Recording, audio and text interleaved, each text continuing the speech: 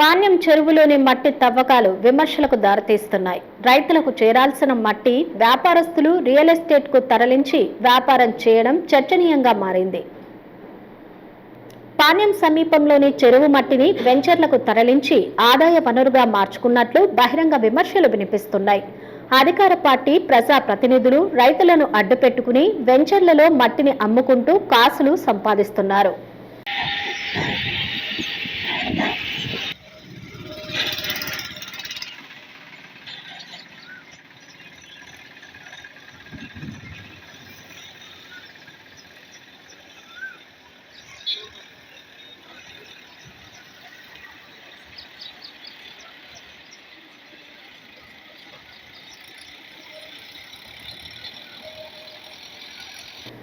రైతులు తమకు మట్టి అందకపోవడంతో ఆగ్రహం వ్యక్తం చేస్తున్నారు. ఇదే తడవుగా ట్రాక్టర్ల యజమానులు ఒకేసారి 400 రూపాయల నుంచి 1000 రూపాయల వరకు బాడుగను పెంచేశారు.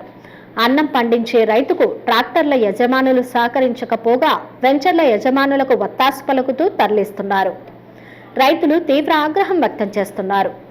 అధికారులు మాత్రం చూసి చూడనట్లు వ్యవహరిస్తున్నారు. మైనర్ ఇరిగేషన్ అధికారులు మాత్రం తమకేమీ తెలియదని బుకాయిస్తున్నారు. చెరువులో మట్టి రైతులకా లేక ప్రైవేటు వ్యక్తుల వెంచర్లకా అని ప్రశ్నిస్తున్నారు. పాణ్యం చెరువులో మట్టి తవ్వకాలు విమర్శలకు దారితీస్తుంది.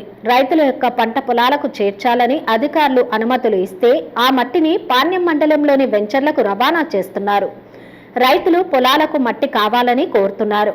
ఒక్కొక్క ట్రాక్టర్కు 1000 రూపాయలు 1500 రూపాయల బాడుగ అడుగుతున్నట్లు రైతులు ఆవేదన వ్యక్తం చేస్తున్నారు.